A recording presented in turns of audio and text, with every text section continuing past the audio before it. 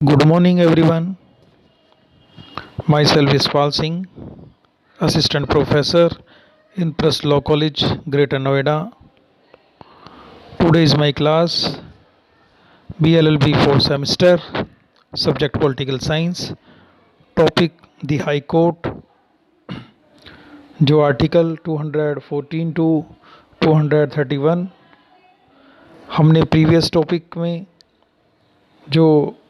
Topic high court था unit 5 से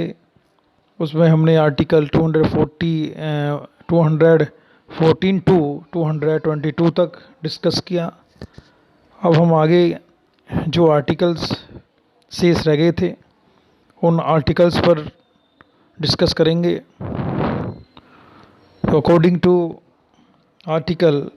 233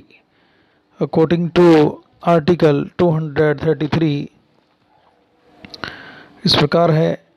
कि appointment of acting chief justice की appointment of acting chief justice कार्यकारी मुख्य न्यायमूर्ति की नियुक्ति when the office of chief justice of high court is vacant or when any such chief justice is by reason of absence or otherwise unable to perform the duties of is by unable to perform the duties of his office, the duties of the office shall be performed by such one of the other judges of the court as the president may appoint for the purpose. Repeat करता हूँ। When the office of chief justice of high court is vacant or when any such chief justice is by reason of absence or otherwise unable to perform the duties of his office, the duties of the office shall be performed by such one of the other जजेस of the court as the president may appoint for the purposes. कार्यकारी मुख्य न्यायमूर्ति की नियुक्ति जब किसी उच्च न्यायालय के मुख्य न्यायमूर्ति का पद रिक्त है या जब ऐसा मुख्य न्यायमूर्ति अनुपस्थित के कारण या अन्यथा अपने पद के कर्तव्यों का पालन करने में असमर्थ है, तब न्यायालय के अन्य न्यायाधीशों में से ऐसा एक न्यायाधीश जिसे राष्ट्रपति इस प्रयोजन के लिए नियुक्त करे उस पद के कर्तव्यों का पालन करेगा। Next, according to Article 222, appointment of additional and acting judge की अपर और कार्यकारी न्यायाधीशों की नियुक्ति कि इफ़ आर्टिकल 224 का सब क्लोज 1 कि if by reason of any temporary increase in the business of a high court or by reason of arrears of work therein it appears to the president that the number of the judges of that court should be for the time being increased, the president may appoint duly qualified persons to be additional judges of the court for such period not exceeding 2 years as he may specify। कि article 224 का sub clause 1 कहता है कि यदि किसी उच्च न्यायालय के कार्य में किसी अस्थायी वृद्धि के कारण या उसमें कार्य की बकाया के कारण राष्ट्रपति को यह प्रतीत होता है कि उस न्यायालय के न्यायाधीशों की संख्या को तत्समय बढ़ा देना चाहिए, तो राष्ट्रपति सम्यक रूप से अर्हित योग्य व्यक्तियों को 2 वर्ष से अनधिक की ऐसी अवधि के लिए जो वह निर्दिष्ट करे उस न्यायालय के अपर न्यायाधीश नियुक्त कर सकेगा। आर्टिकल 224 का सब क्लोज 2 कहता है कि व्हेन एनी जज of a high court other than the chief justice is by reason of absence or for any other reason unable to perform the duties of his office or is appointed to act temporarily as chief justice, the president may appoint a duly qualified person to act as a judge of that court until the permanent judge has resumed his duties। जब किसी उच्च न्यायालय का मुख्य न्यायाधीश न्यायमूर्ति से भिन्न कोई न्यायाधीश अनुपस्थिति के कारण या अन्य कारण से अपने पद के कर्तव्यों का पालन करने में असमर्थ है या मुख्य न्यायमूर्ति के रूप में अस्थायी रूप से कार्य करने के लिए नियुक्त किया जाता है, तब तब राष्ट्रपति सम्यक रूप से अर्हित किसी व्यक्ति को तब तक के लिए उस न्यायालय के न्यायाधीश के रूप में कार्य करने के लिए नियुक्त कर सकेगा जब तक स्थायी न्यायाधीश अपने कर्तव्य को फिर से नहीं संभाल लेता है। अकॉर्डिंग टू आर्टिकल 224 का सब क्लोज 3 कहता है कि no person appointed as an additional और एक्टिंग जज of a high court shall hold office after attaining the age of 62 years. उच्च न्यायालय के अपर या कार्यकारी न्यायाधीश के रूप में नियुक्त कोई व्यक्ति 62 वर्ष की आयु प्राप्त कर लेने के पश्चात पद धारण नहीं करेगा। अकॉर्डिंग टू आर्टिकल 224 का सब क्लोज ए कि अपॉइंटमेंट ऑफ रिटायर्ड जज at sittings of high court, उच्च न्यायालयों की बैठकों में सेवानिवृत्त न्यायाधीशों की नियुक्ति कि notwithstanding anything in this chapter, the Chief Justice of High Court for any state may at any time, with the previous consent of the President, request any person who has held the office of a judge of that court or of any other high court to sit and act as a judge of the high court for that state, and every such person so requested shall, while so sitting and acting, be entitled to such allowances as the President may by order determine, and have all the jurisdiction, powers, and privileges of, but shall not otherwise be deemed to be a judge of that high court। Article 224 ए कहता है कि इस अध्याय में किसी बात के होते हुए भी किसी राज्य के उच्च न्यायालय का मुख्य न्यायमूर्ति किसी भी समय राष्ट्रपति की पूर्व सहमति से किसी व्यक्ति से जो उस उच्च न्यायालय या किसी अन्य उच्च न्यायालय के न्यायाधीश का पद धारण कर चुका है, उस राज्य के उच्च न्यायालय के न्यायाधीश के रूप में बैठने और कार्य करने का अनुरोध कर सकेगा। और प्रत्येक ऐसा व्यक्ति जिससे इस प्रकार अनुरोध किया जाता है, इस प्रकार बैठने और कार्य करने के दौरान ऐसे भत्तों का हकदार होगा जो राष्ट्रपति आदेश द्वारा अवधारित करे, और उसको उस उच्च न्यायालय के न्यायाधीश की सभी अधिकारिता, शक्तियाँ और विशेष अधिकार होंगे, किंतु उसे अन्यथा उस उच्च न्यायालय का न्यायाधीश नहीं समझा जाएगा, परंतु जब तक यथा पूर्वोक्त व्यक्ति का उच्च न्यायालय के न्यायाधीश के रूप में बैठने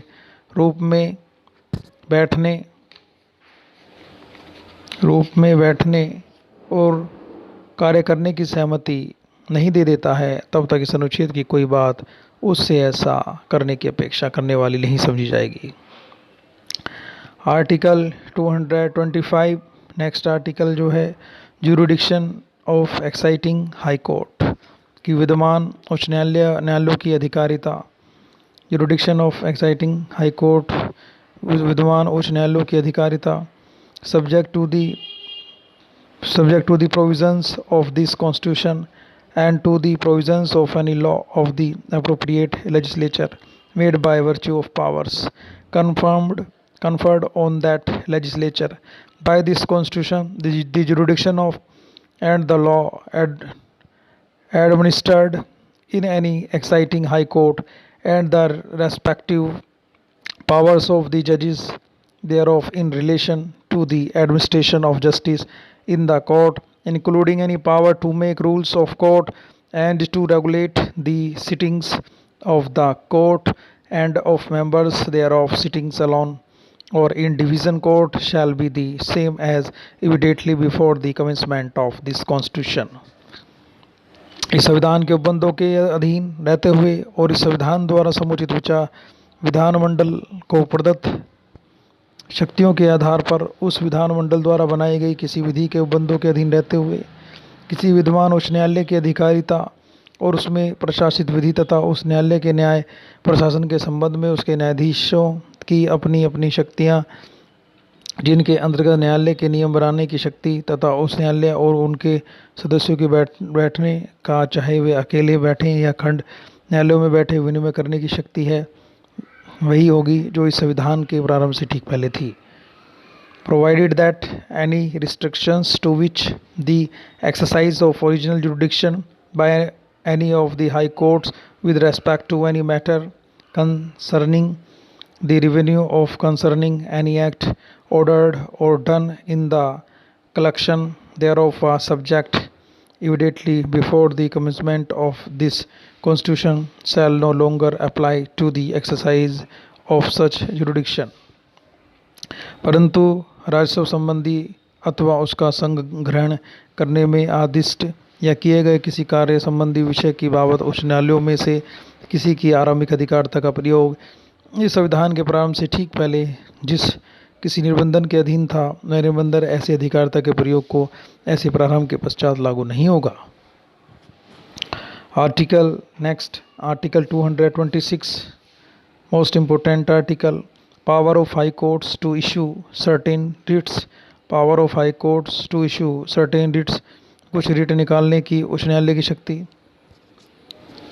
आर्टिकल 226 का sub clause 1, notwithstanding anything in article 32, every high court shall have power throughout the territories in relation to which it exercise jurisdiction to issue to any person or authority, including in appropriate cases any government within those territories, directions, orders or writ, including writ in the nature of habeas corpus, mandamus, provisions, quo warranto and certiorari, or any of them for the enforcement of any of the rights confirmed by part 3rd and for any other purpose। कि कुछ writ, article 226 कुछ writ निकालने की उच्च न्यायालय की शक्ति। अनुच्छेद 32 में किसी बात के होते हुए भी प्रत्येक उच्च न्यायालय को उन राज्यों क्षेत्रों में सर्वत्र जिनके संबंध में वह अपनी अधिकारता का प्रयोग करता है, भाग 3 द्वारा प्रदत्त अधिकारों में से किसी को प्रवर्तित कराने के लिए और किसी अन्य प्रयोजन के लिए उन राज्य क्षेत्रों के भीतर किसी व्यक्ति का या प्राधिकारी को या समुचित मामलों में किसी सरकार को ऐसे निर्देश, आदेश या रिट जिनके अंतर्गत बंदी, प्रत्यक्षीकरण, प्रमादेश, प्रतिषेध, अधिकार पर्चा और उत्प्रेषण रिट है, या उनमें से कोई निकालने की शक्ति होगी। आर्टिकल 226 का सब क्लोज 2 कहता है कि the power conferred by clause 1 to issue direction orders of writs to any government authority or person may also be exercised by any high court exercising jurisdiction in relation to the territories within which the cause of action wholly or in part arise for the exercise of such power, notwithstanding that the seat of such government or authority or the residence of such person is not within those territories। Article 226 का sub close 2 कहता है किसी सरकार, प्राधिकारी या व्यक्ति के को निर्देश, आदेश या रिट निकालने की खंड 1 द्वारा प्रदत्त शक्तियों का प्रयोग उन राज्य क्षेत्रों के संबंध में इनके भीतर ऐसी शक्ति के प्रयोग के लिए वाद हेतु पूर्णतः या भागत उत्पन्न होता है। अधिकारता का प्रयोग करने वाले किसी उच्च न्यायालय द्वारा भी इस बात के होते हुए भी किया जा सकेगा कि ऐसी सरकार या प्राधिकारी का स्थान या ऐसे व्यक्तियों का निवास स्थान उन राज्य क्षेत्रों के भीतर नहीं है। आर्टिकल 226 का सब क्लोज 3 कि where any party against whom an interim order whether by way of injunction or stay or in any other manner is made on or in any proceedings relating to a petition under clause 1 without, जहाँ कोई पक्षकार जिसके विरुद्ध खंड 1 के अधीन किसी याचिका पर या उससे संबंधित किसी कार्रवाई में आदेश के रूप में या रोक के रूप में या किसी अन्य रीति से कोई अंतरिम आदेश a furnishing to such party copies of such petition and all documents in support of the plea for such interim order, ऐसी पक्षकार को ऐसी याचिका की और ऐसे अंतरिम आदेश के लिए अभिभाषक के समर्थन में सभी दस्तावेजों की प्रतिलिपियां B point A, giving such party an opportunity of being heard, giving such party an opportunity of being heard, ऐसे पक्षकार को सुनवाई का अवसर। Makes an application to the high court for the vacation of such order and furnishes a copy of such application to the party in whose favour such order has been made और the council of such party, the High Court shall dispose of the application within a period of 2 weeks from the date on which it is received or from the date on which the copy of such application is so furnished, whichever is later, or where the High Court is closed on the last date of that period before the expiry of the next day afterwards on which the High Court is open, and if the application is not so disposed of, the interim order shall on the expiry of that period, or as the case may be, the expiry of the said next day stand vacated. ऐसे पक्षकार को सुनवाई का अवसर दिए बिना किया गया है, ऐसे आदेश को रद्द करने के लिए उच्च न्यायालय को आवेदन करता है और ऐसे आवेदन की एक प्रतिलिपि उस पक्षकार को जिसके पक्ष में ऐसे आदेश किया गया है या उसके काउंसिल को देता है। वहाँ उच्च न्यायालय उसकी प्राप्ति की तारीख से या ऐसे आवेदन की प्रतिलिपि इस प्रकार दिए जाने की तारीख से 2 सप्ताह की अवधि के भीतर इनमें से जो भी पश्चातवर्ती हो या जहाँ उच्च न्यायालय उस अवधि के अंतिम दिन बंद है, वहाँ उसके ठीक बाद वाले दिन की समाप्ति से पहले जिस दिन उच्च न्यायालय खुला है आवेदन को निपटाएगा। और यदि आवेदन इस प्रकार नहीं निपटाया जाता है तो अंतरिम आदेश यथास्थिति उक्त अवधि की या उक्त ठीक बाद वाले दिन की समाप्ति पर रद्द किया जाएगा। आर्टिकल 226 का sub close 4, the power conferred on a high court by this article shall not be in derogation of the power conferred on the Supreme Court by clause 2 और आर्टिकल 32। इस अनुच्छेद द्वारा उच्च न्यायालय को प्रदत्त शक्तियों के अनुच्छेद 32 के खंड 2 द्वारा उच्चतम न्यायालय को प्रदत्त शक्तियों का अल्पीकरण नहीं होगा।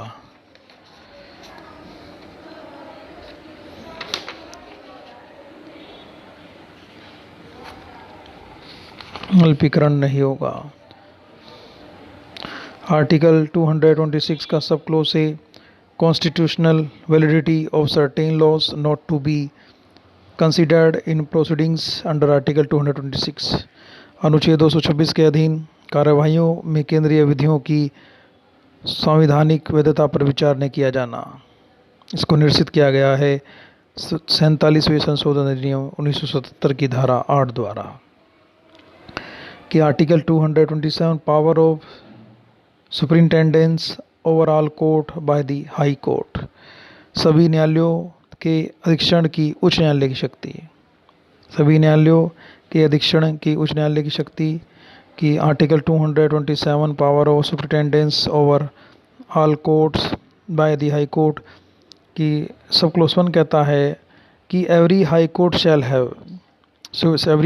shall have superintendence over all courts and tribunals throughout the territories in relation to which it exercises jurisdictions। सभी न्यायालयों के अधीक्षण की उच्च न्यायालय की शक्ति, प्रत्येक उच्च न्यायालय उन राज्य क्षेत्रों में सर्वत्र जिनके संबंध में वह अपनी अधिकारिता का प्रयोग करता है सभी न्यायालयों और अधिकरणों का अधीक्षण करेगा। आर्टिकल 272 का sub close 2, without prejudice to the generality of the foregoing provisions, the High Court may, पूर्वगामी बंधों की व्यापकता पर प्रतिकूल प्रभाव डाले बिना उच्च न्यायालय a call for returns from such ओ कोर्ट, ऐसे न्यायालयों से विवरण मांग सकेगा। बी पॉइंट है कि make and issue general rules and prescribe forms for regulating the practice and proceedings of such court. B point है ऐसे न्यायालयों की पद्धति और कार्यवाहियों के विनिमय के लिए साधारण नियम और प्रारूप बना सकेगा और निकाल सकेगा तथा विहित कर सकेगा। सी पॉइंट है prescribes forms in which books entries and account shall be kept by the officers of any such court की पॉइंट किन्हीं ऐसे न्यायालयों के अधिकारों द्वारा रखी जाने वाली पुस्तकों, प्रविष्टियों और लेखाओं के प्रारूप विहित कर सकेगा। कि आर्टिकल 227 का sub clause 3, the high court में also settle The High Court may also settle tables of fees to be allowed to the sheriff and all clerks and officers of such courts and to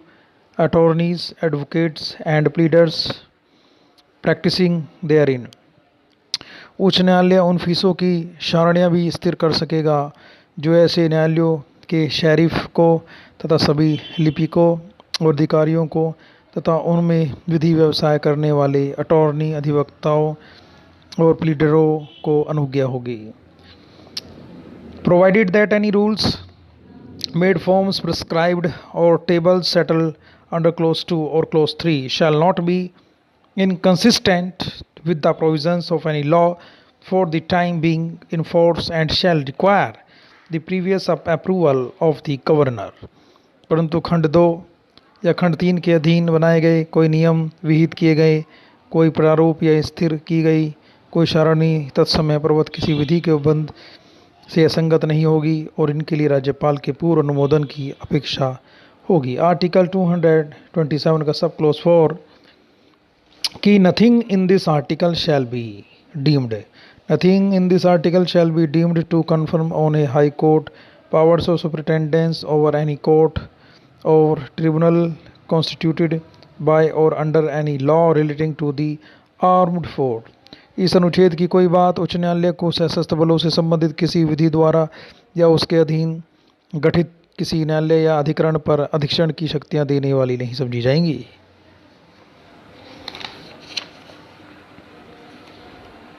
article 228 transfer of certain cases to high court. कुछ मामलों का उच्च न्यायालय को अंतरण। Transfer of certain cases to high court, कुछ मामलों का उच्च न्यायालय को अंतरण। If the high court is satisfied that a case pending in a court